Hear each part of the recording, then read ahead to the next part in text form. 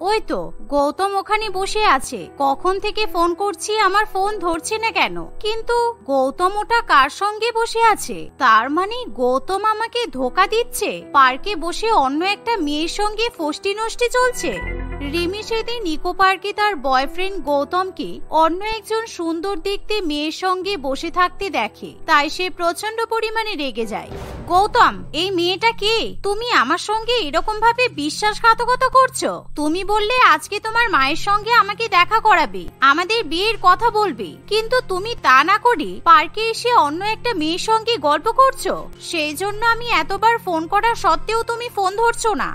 রিমির কথা শুনে গৌতম খুবই ভয় পেয়ে যায়।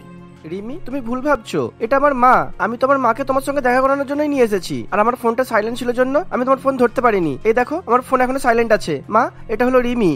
রিমি কিছুতেই গৌতমের কথা বিশ্বাস করতে চায় না।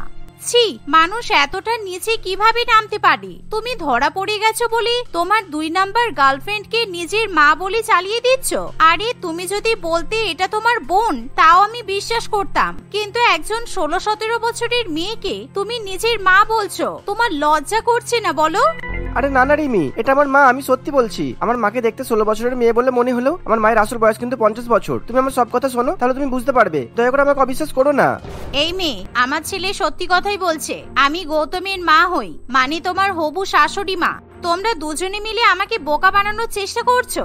একজন 25 বছর বয়সী ছেলের মা কখনোই 16-17 বছরের হতে পারে না। ধন্যবাদ গৌতম, আমাকে এভাবে ধোকা দেওয়ার জন্য। আমি কোনোদিনও তোমাকে বিয়ে করব না, তুমি একেবারে চরিত্রহীন। এই বলে রিমি সেখান থেকে চলে যায়, যার ফলে গৌতম সাগরিকার উপর ভীষণ পরিমাণে রেগে যায়। দেখেছো তোমা, তোমার জন্য আমার এই বিয়ের সম্বন্ধটাও কেটে গেল। বারবার তোমাকে বললাম আমার সঙ্গে আসতে হবে না, বাবাকে আমার সাথে পাঠাও। নিজের হবু বৌমাকে দেখার জন্য তুমি তো একেবারে পাগল হয়ে যাচ্ছিলে। নাও, তোমাকে দেখে এই মেয়েটাও আবার আমাকে ছেড়ে পালিয়ে গেল। তুমি যে আমার নিজের মা, এটা শুধু রিমি কেন, পৃথিবীর কেউ বিশ্বাস করতে পারবে না। ভালো হয়েছে মেয়েটা চলে গেছে। যেই মেয়ে তোকে বিশ্বাস করতে পারছে না, সেই মেয়ে তোর সঙ্গে সারা জীবন কিভাবে সংসার করবে? তোর অনেক ভালো মেয়ের সঙ্গে বিয়ে হবে, তুই একদম চিন্তা করিস না। চল, এখন আমরা দুজনে একটু পেপসি খাই, আমার খুব পেপসি খেতে ইচ্ছে করছে। চুপ করো, আমি পেপসি খাবো না। চলো বাড়ি চলো এখনই, তোমার সঙ্গে আমি কোথাও যাবো না। এই বলে গৌতম সাগরিকাকে জোর করে বাড়িতে নিয়ে আসে। আসলে সাগরিকা দেখতে সত্যি সত্যি একেবারে 16 বছরের মেয়েদের মতোই ছিল। সে দেখতে যেমন সুন্দর ছিল, সেরকমই সে 16 বছরের মেয়েদের মতোই আচার আচরণ করত। তাই কেউ বিশ্বাসই করতে পারত না যে সাগরিকা গৌতমের নিজের মা। এমনকি শুধুমাত্র সাগরিকাকে দেখার পর গৌতমের বিয়ের সম্বন্ধগুলো একের পর এক কেটে যেতে থাকে। তাই গৌতম একদিন কাউকে কিছু না জানিয়ে সঙ্গীতা নামে এক মেয়েকে বিয়ে করে বাড়িতে নিয়ে আসে। সঙ্গীতা যখন প্রথমবার সাগরিকাকে দেখে তখন, আরে গৌতম, এটা কে? এটা কি তোমার বোন নাকি? তোমার যে বোন আছে তুমি তো আমাকে আগে বলনি। হ্যালো বোন, কেমন আছো? কি নাম তোমার? আমি গৌতমের বোন নই, আমি গৌতমের মা হই। তুমি আমার বাড়ির বৌমা। এসো আমার পাশে এসে বসো, আমরা সেলফি তুলি। এমন কথা শুনে সঙ্গীতা একেবারে আকাশ থেকে পড়ে। না না, এটা হতে পারে না। তোমাকে দেখে মনে হচ্ছে তোমার বয়স মাত্র 15-16 বছর হবে। তুমি কিভাবে গৌতমের মা হতে পারো? গৌতম, তোমরা কি আমাকে নিয়ে মজা করছো? তোমার মাকে ডেকে নিয়ে এসো। আমরা তোমার সঙ্গে মজা করছি না সঙ্গীতা, এটাই আমার মা। মা, তুমি দাঁড়িয়ে আছো কেন? তাড়াতাড়ি সঙ্গীতাকে বরণ করো। তোমার নতুন বৌমা বাড়িতে এলে বরণ করতে হয়, তুমি জানো না? আমি যদি আগে জানতাম তোমার বাবা এরকম 16 বছর বয়সী একজন মেয়ের সঙ্গে দ্বিতীয় বিয়ে করেছে, তাহলে আমি কখনো তোমাকে বিয়ে করতাম না। শুধুমাত্র তোমার টাকা দেখে আমি পালিয়ে তোমার সঙ্গে বিয়ে করলাম। আমি অনেক বড় ভুল করে ফেলেছি। তোমার ফ্যামিলি এতটা বাজে আমি তো ভাবতেই পারছি না। আমি এরকম 16 বছরের একজন মেয়েকে কিছুতেই শাশুড়ি হিসেবে মেনে নিতে পারবো না।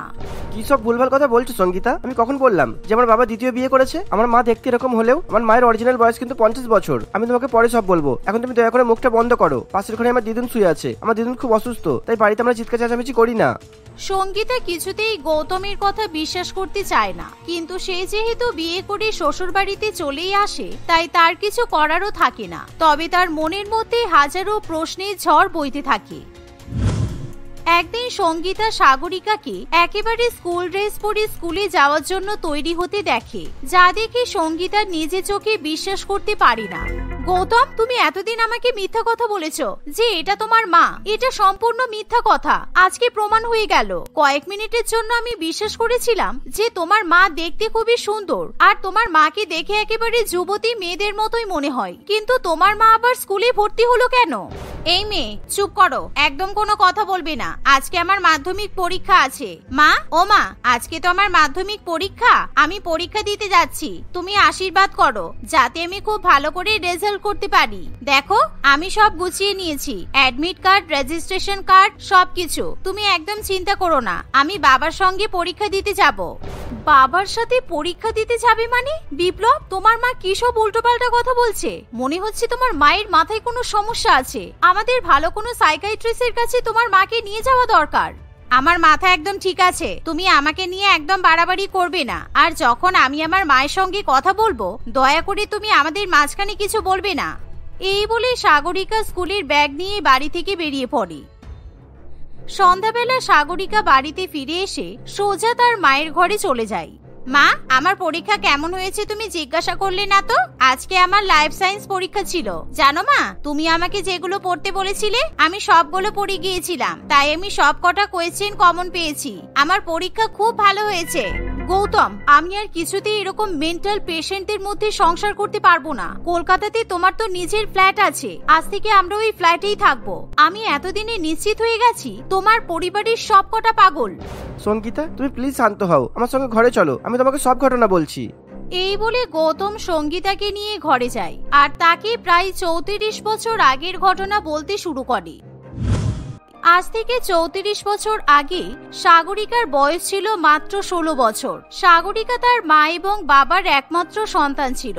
সেই সময় সাগরিকা ক্লাস 10-এ পড়তো। বাবা মা এবং তাদের একমাত্র সন্তানকে নিয়ে খুবই সুখের সংসার ছিল তাদের। আর যেহেতু সাগরিকা একমাত্র সন্তান হওয়ায় তাকে তার বাবা মা প্রচন্ড পরিমাণে ভালোবাসতো। বিশেষ করে মনোরমা দেবী সাগরিকাকে চোখে চোখে হারাতো। সে এক মুহূর্তের জন্য নিজের মেয়েকে ছাড়া থাকতে পারতো না। মা, এবছর আমার মাধ্যমিক পরীক্ষা হয়ে গেলে আমরা 3 জনে কিন্তু পাহাড়ে ঘুরতে যাব। আমার পাহাড়ে ঘুরতে যেতে খুব ভালো লাগে। বলো, তুমি যাবে তো? আমার মেয়ে পাহাড়ে ঘুরতে যাবে বলেছে আর আমি সেই ইচ্ছাটা পূরণ করব না সেটা হতে পারে? আমার মেয়ে যা বলবে তাই হবে। তুই শুধু মন দিয়ে পরীক্ষাটা দিয়ে নে। পরীক্ষা হয়ে গেলেই আমরা পাহাড়ে ঘুরতে বেরিয়ে যাব। এভাবেই দেখতে দেখতে কিছুদিনের মধ্যেই সাগরিকার পরীক্ষা হয়ে গেলে সাগরিকা তার বাবা মায়ের সঙ্গে পাহাড়ে ঘুরতে চলে যায়। তারা নিজেদের প্রাইভেট গাড়ি নিয়েই পাহাড়ে যায়, কিন্তু দুর্ভাগ্যবশত গাড়ি নিয়ে পাহাড়ের উপরে ওঠার সময় তাদের গাড়ি গুরুতরভাবে অ্যাক্সিডেন্ট হয়। এমনকি সেই গাড়ি পাহাড়ের উপর থেকে অনেকটা নিচে গিয়ে পড়ে। আশেপাশের লোকজন পুলিশ কর্তৃপক্ষকে খবর দিলে পুলিশ এসে সাগরিকা এবং তার বাবাকে আহত অবস্থায় উদ্ধার করে হাসপাতালে ভর্তি করে। কিন্তু কিছুতেই সাগরিকার মায়ের কোনো খোঁজ পাওয়া যায় না। এই কথা শুনে সাগরিকা খুবই কান্নাকাটি করতে থাকে। সাগরিকা দিনরাত তার মায়ের কথা মনে করতে থাকে। এভাবেই দেখতে দেখতে তার বিয়ের বয়স হয়ে যায়। তাই রামচন্দ্রবাবু সাগরিকার বিয়ে দেয়। বিয়ের 2 বছর পর সাগরিকার এক ছেলে সন্তান হয়। এভাবেই সমস্ত কিছু ভুলে গিয়ে সাগরিকা তার ছেলে এবং স্বামীকে নিয়ে সংসার করতে থাকে। দেখতে দেখতে এভাবেই অনেকগুলো বছর কেটে যায়। সাগরিকার বয়স প্রায় 50 বছরের কাছাকাছি হয়ে যায়। এরই মধ্যে সাগরিকার বাবাও মারা যায়। কিন্তু একদিন হঠাৎ করে সাগরিকা তার মায়ের খোঁজ পায়। আমরা আপনার মাকে খুঁজে পেয়েছি, উনি মেন্টাল হাসপাতালে আছেন, আপনি তাড়াতাড়ি হাসপাতালে চলে আসুন। এই শুনে সাগরিকা তখনই তার ছেলে এবং স্বামীকে নিয়ে মেন্টাল হাসপাতালে যায়। কিন্তু মনোরমা দেবী কিছুতেই তার মেয়েকে চিনতে পারে না।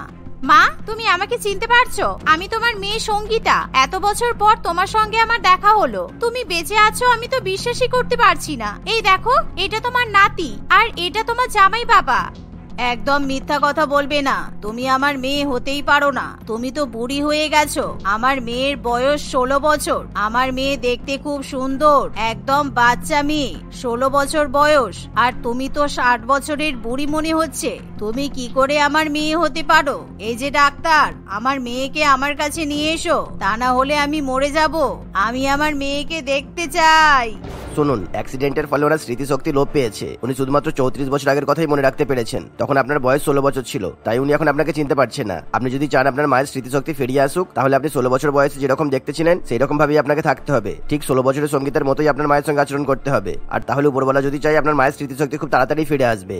ডাক্তারবাবুর মুখে এরকম কথা শুনি সাগরিকা শুধুমাত্র নিজের মায়ের জন্য নিজেকে পুরোপুরিভাবে পরিবর্তিত করে ফেলে। সে শহরের বড় বড় ডার্মাটোলজিস্টের কাছে গিয়ে নিজের মুখে অনেকগুলো সার্জারি করায়, যাতে তাকে দেখে 16 বছর বয়সী বলে মনে হয়। সেদিন থেকে এখনো পর্যন্ত সাগরিকা তার মাকে পুরানো দিনের কথা মনে করানোর চেষ্টা করতে থাকে। সঙ্গীত যখন এরকম ঘটনা জানতে পারে, তখন তার খুবই খারাপ লাগে। ব্যাপারটা তো খুবই কমপ্লিকেটেড গৌতম। তুমি যদি আগে আমাকে ব্যাপারটা জানিয়ে দিতে, তাহলে আমি তোমাদের ফ্যামিলির নামে কখনো উল্টোপাল্টা কথা বলতাম না, নাইবা আমি আমার শাশুড়ি মাকে কখনো অপমান করতাম। একটা মেয়ে নিজের মায়ের জন্য কত কিছুই করতে পারে, সেটা তো তোমার মাকে না দেখলে জানতেই পারতাম না। আজকে থেকে তোমার মায়ের প্রতি আমার শ্রদ্ধা ভালোবাসা অনেকটাই বেড়ে গেল। আমি উপরওয়ালার কাছে প্রার্থনা করছি খুব তাড়াতাড়ি দিদুনের স্মৃতিশক্তি ফিরে আসবে, তারপর আর মাকে এরকম ভাবে নাটক করতে হবে না। এভাবে সময় কাটতে থাকে, আর সৌভাগ্যবশত এরই মধ্যে মনোরমা দেবীর স্মৃতিশক্তি ফিরে আসে, যার ফলে সবাই খুবই খুশি হয়। এখন আর সাগরিকাকে নিজের মায়ের সঙ্গে নাটক করতে হয় না। সে এখন সংসারে শাশুড়ির ভূমিকায় পালন করে, যার ফলে সঙ্গীতা হাসি খুশি তার পরিবারকে নিয়ে সংসার করতে থাকে। লীনা চাকরির পরীক্ষার জন্য টিউশন পড়তে যায়। দুপুরবেলা টিউশন পড়ে ফেরার সময় তার ভীষণ পরিমাণে গরম লাগে এবং ভীষণ জল তেষ্টা পেয়ে যায়। সে জল খাবে বলে ব্যাগ থেকে জলের বোতল বের করে। সে যখনই জলের বোতল থেকে অল্প একটু জল মুখে দেয়, তখনই তার মুখে ছ্যাঁকা লাগে। জল অত্যাধিক গরম হয়ে যাওয়ার কারণে সে কিছুতেই জল খেতে পারে না। জলটা কি গরম হয়ে গেছে! এই গরমের মধ্যে এত গরম জল কি খাওয়া যায়? বাড়িতে তো ফ্রিজও নেই যে পড়তে আসার সময় বোতলে ফ্রিজের ঠান্ডা জল ভরে নিয়ে আসবো। আমার ভীষণ জল তেষ্টা পেয়েছে। সে দোকান থেকে ঠান্ডা জল কিনে খাবে বলে সামনের একটা পানীয় জলের দোকানে চলে যায়। সে 20 টাকার একটা ঠান্ডা জলের বোতল কেনে, কিন্তু দোকানদারকে টাকা দেওয়ার সময় সে দেখে যে তার ব্যাগে মাত্র 10 টাকা পড়ে আছে, আর সেই 10 টাকা দোকানদারকে দিয়ে দিলে তাকে পায়ে হেঁটে বাড়িতে যেতে হবে। কাকু, আমার কাছে ঠান্ডা জলের দাম দেওয়ার মতো টাকা নেই গো, শুধু 10 টাকা ব্যাগে আছে। এখন তোমাকে এই টাকাটা দিয়ে দিলে আমি অটো ভাড়া দিতে পারবো না। তোর কাছে যখন টাকা নেই, তাহলে ঠান্ডা জলের বোতলটা আমি ফেরত দিয়ে দে, কারণ আমি এখানে গরিবদের সেবা করার জন্য বসে নেই যে তোকে ঠান্ডা জল খাওয়াবো। এরকম বলো না কাকু, আমার খুব ঠান্ডা জল খেতে ইচ্ছে করছে। গরমে গলা শুকিয়ে আসছে, আমাকে ঠান্ডা জল খেতে দাও প্লিজ। ওই দেখ, রাস্তার ওই পারে টাইম কল থেকে জল পড়ছে, যা ওই জল খেয়ে নে। টাকা নেই পকেটে, ওনার আবার ঠান্ডা জল খাওয়ার শখ হয়েছে। ভাগ বলছে এখান থেকে। দোকানদার লীনাকে নিজের দোকান থেকে তাড়িয়ে দেয়। সেই দেখে দোকানে দাঁড়িয়ে থাকা মালিনী দেবীর ভীষণ পরিমাণে খারাপ লাগে, কারণ সে অত্যন্ত দয়ালু ও মানবিক প্রকৃতির মহিলা ছিল। শুধুমাত্র একটা ঠান্ডা জলের বোতলের কারণে একটা গরিব মেয়ের প্রতি দোকানদারের এমন অন্যায় সে কিছুতেই মেনে নিতে পারে না। আপনার তো সাহস কম নয়, আপনি একটা বাচ্চা মেয়েকে টাইম কলে নোংরা জল খেতে বলছেন। ও তো আপনার কাছে আহামরি কিছুই আবদার করেনি। আজকে ওর জায়গায় যদি আপনার মেয়ে আপনার কাছে ঠান্ডা জল চাইতো, তাহলে আপনি না করতে পারতেন? আরে দিদি ভাই, আপনি জানেন না এইসব নতুন ধান্দা। গরিব সেজে নাটক করে এখন এই দোকান থেকে জল, ওই দোকান থেকে খাবার খেয়ে বেড়াচ্ছে। চুপ করুন, আপনাকে ঠান্ডা জল খাওয়াতে হবে না, আমি ওকে ঠান্ডা জল খাওয়াবো। আর আপনার দোকান থেকে আমি আর কোনোদিনও কোনো জিনিসপত্র কিনবো না। এই বলে মালিনী দেবী লীনার কাছে আসে। কি রে, এই গরমে ঠান্ডা জল খেতে ইচ্ছা হচ্ছে তাই তো? চিন্তা করিস না, আমি আছি তো। আজকে আমি তোকে ঠান্ডা জল খাওয়াবো। চল আমার সাথে আমার বাড়িতে চল। ওই দেখ, তোর নামটাই তো জানা হলো না। তোর নাম কি রে? আন্টি, আমার নাম লীনা, আর আমি তোমার সাথে তোমার বাড়িতে যাব না। আমাকে বাড়ি ফিরতে হবে, না হলে মা খুব চিন্তা করবে, আর আমি গরম জলই খেয়ে নেব। ঠান্ডা জল আমার লাগবে না। মালিনী দেবী লীনার কোনো কথা শুনতে চায় না। সে লীনাকে নিজের সাথে করে নিজের বাড়িতে নিয়ে যায়। বাড়িতে নিয়ে গিয়ে নিজের ঘরে এসি চালিয়ে সে লীনাকে আরাম করে বসতে দেয়। সেই গ্লাসে করে তাকে ঠান্ডা জল নিয়ে এসে দেয়। লীনা ঠান্ডা জল পেয়ে খুবই খুশি হয়ে যায়। সে একেবারেই 1 গ্লাস ঠান্ডা জল খেয়ে নেয়। থ্যাংক ইউ আন্টি, এই ঠান্ডা জলটা খেয়ে আমি ভীষণ শান্তি পেলাম। এবার আমি বাড়ি যাই, আমাকে আর আটকিও না তুমি। মালিনী দেবী লীনার জন্য ফ্রিজ থেকে আরো 2 বোতল ঠান্ডা জল নিয়ে আসে। সে লীনাকে 2 বোতল ঠান্ডা জল দিয়ে দেয়। লীনা ঠান্ডা জল নিয়ে নিজের বাড়িতে যাবে, তখনই সে দেখে যে তার মা কুমারী মালিনী দেবীর বাড়ির দিকেই আসছে। সে নিজের মাকে মালিনী দেবীর বাড়িতে দেখে অবাক হয়ে যায়। কুমারী দেবীও ভাবতে পারে না যে লীনাকে নিজের মালকিনের বাড়িতে দেখতে পাবে। কিরে, তুই এখানে কি করছিস? তুই তো পড়তে গিয়েছিলি, আর তুই বাড়ি ফিরছিস না দেখে আমার তো ভীষণ চিন্তা হচ্ছিল। এই বাড়িতে তো আমি প্রত্যেকদিন কাজ করতে আসি। লীনা তখন তার মাকে সমস্ত কথা খুলে বলে। কুমারী, তুই পারিসও বটে। তোর মেয়ে এই গরমে রোদের মধ্যে পড়তে যায়, আর তুই ওকে বোতলে করে গরম জল দিয়ে পাঠাস। একেই যা গরম, তার উপর গরম জল খেলে তো ওর শরীর খারাপ হবে। কি করব দিদিমণি, বাড়িতে যে একটা ফ্রিজ কিনবো তার টাকা কোথায়? ওর বাবা যা রোজগার করে সব তো জুয়া খেলেই উড়িয়ে দেয়, আর আমার টাকায় তো সংসার চলে। তাই গরিবের ঘরে ঠান্ডা জল খাওয়ার ক্ষমতা আমাদের নেই। শোন, বাজে কথা বলিস না। তুই আমাকে বলতে পারতিস তোর যা টাকা লাগবে আমি তোকে দিতাম, তারপর তুই না হয় ধীরে ধীরে আমাকে টাকা শোধ করে দিতিস। তাই বলে এই মেয়েটাকে তুই এভাবে কষ্ট দিবি? মালিনী দেবী ফ্রিজ কেনার জন্য কুমারীকে বেশ কিছুটা টাকা দেয়। যতক্ষণ পর্যন্ত না কুমারী ফ্রিজ কিনতে পারে ততদিন পর্যন্ত সে কুমারীকে তার বাড়ি থেকে প্রত্যেকদিন ঠান্ডা জল নিয়ে যাওয়ার কথা বলে। কুমারী এবং লীনা মালিনী দেবীর এত ভালো ব্যবহারে ভীষণ পরিমাণে খুশি হয়ে যায়। কুমারী সেই টাকা নিয়ে নিজের মেয়ের সঙ্গে বাড়িতে চলে যায়। কুমারী লীনাকে নিয়ে ফ্রিজ কিনতে যাবে বলে ঠিক করে। তারা ফ্রিজ কিনতে যাবে ঠিক সেই সময় লীনার বাবা বিকাশ বাবু বাড়িতে চলে আসে। সে মদ্যপ অবস্থায় থাকার কারণে ভালো করে দাঁড়াতেও পারে না। কিরে শয়তান মেয়ে, দুজন মিলে কোথায় চললি? বাড়িতে একদমই মন টেকে না বল, সবসময় শুধু উড়ু উড়ু, আর ওই হাতে ওটা কি লুকাচ্ছিস দেখি? এই বলে বিকাশ বাবু কুমারীর হাত থেকে 10,000 টাকা কেড়ে নেয়। এত টাকা দেখে তার চোখ একেবারে চকচক করে ওঠে। এই টাকাটা আমাকে ফেরত দিয়ে দাও বলছি। মালিনী ম্যাডাম আজকে আমাকে ফ্রিজ কেনার জন্য 10,000 টাকা দিয়েছে, আর আমি এই টাকা দিয়ে আজকে ফ্রিজ কিনে নিয়ে আসবো। তোমার তো কোনো কাণ্ডজ্ঞান নেই, কারণ মদ খেতে খেতে তোমার স্বাদ নষ্ট হয়ে গেছে। কোনটা ঠান্ডা জল কোনটা গরম জল তুমি তো বুঝতেই পারো না। কিন্তু আমার আর আমার মেয়ের ভীষণ সমস্যা হয়, তাই এবার থেকে ফ্রিজ কিনে আমরা ঠান্ডা জল করে খাবো। বাবা, খুব ঠান্ডা জল খাওয়ার শখ হয়েছে দেখছি। শখ একেবারে ঘুচিয়ে রেখে দেবো। এই টাকা দিয়ে তোকে ফ্রিজ কিনতে হবে না, টাকাটা আমাকে দে। আমি জুয়া খেলে এই টাকাটা লাগিয়ে ডবল ইনকাম করে নিয়ে আসবো, তারপর অনেক বড় ফ্রিজ কিনবি। বাবা, তুমি মায়ের কাছ থেকে টাকাটা নিও না প্লিজ। গরমের মধ্যে গরম জল খেতে ভীষণ কষ্ট হয়। আমাদের একটা ফ্রিজ কিনতে দাও। ফ্রিজ কিনলে তোমারও তো আরাম হবে বলো। বিকাশ তার বউ এবং মেয়ের কোনো কথা শুনতে চায় না।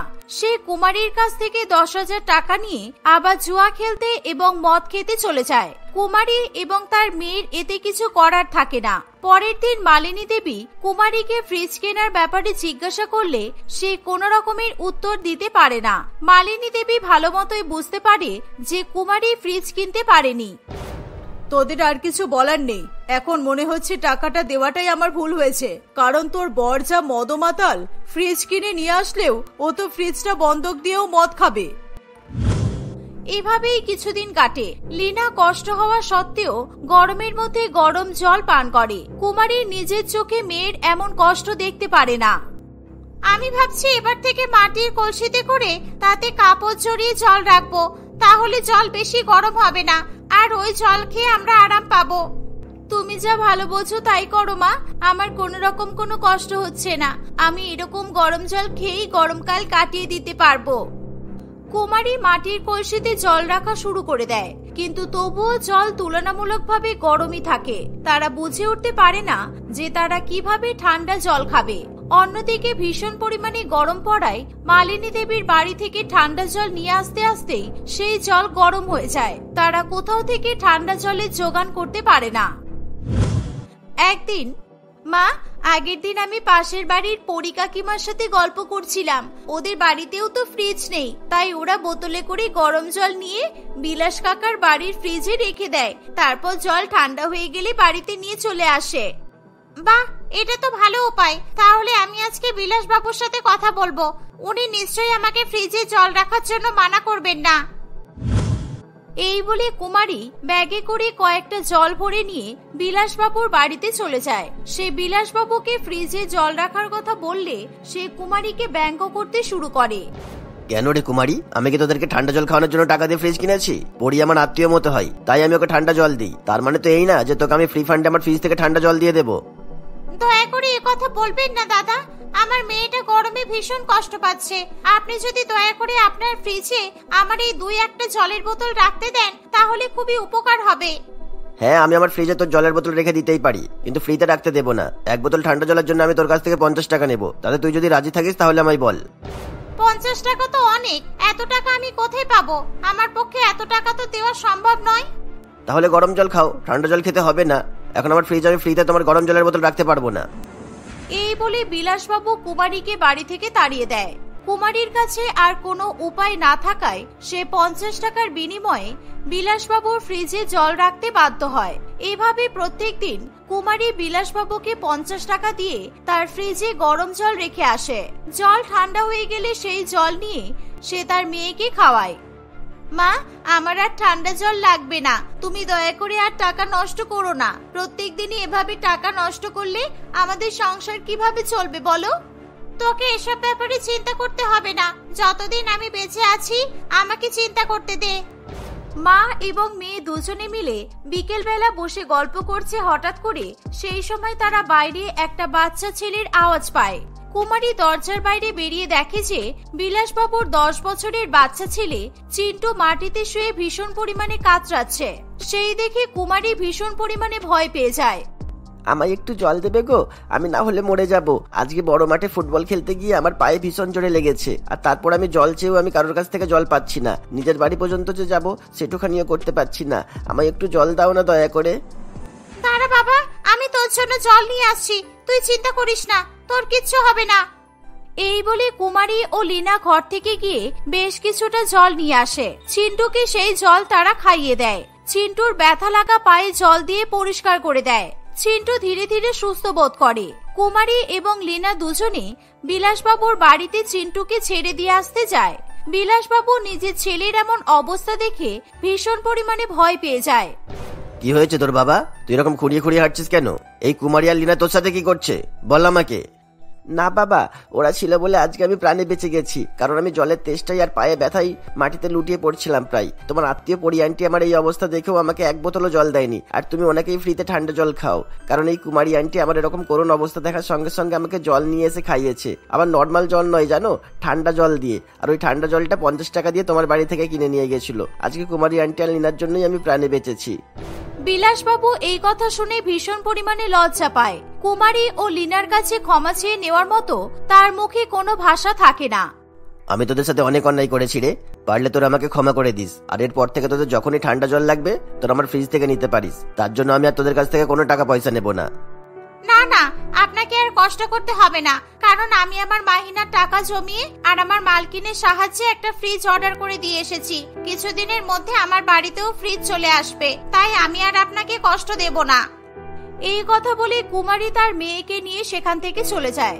কিছুদিনের মধ্যেই তাদের বাড়িতেও একটা নতুন ফ্রিজ আসে। তারপর থেকে তারা তাদের ইচ্ছা মতো ফ্রিজে ঠান্ডা জল খেতে পারে, আর সেই সাথে নানান রকমের শরবত এবং জুস বানিয়ে খায়। তাদের আর গরমে ঠান্ডা জলের জন্য কষ্ট ভোগ করতে হয় না।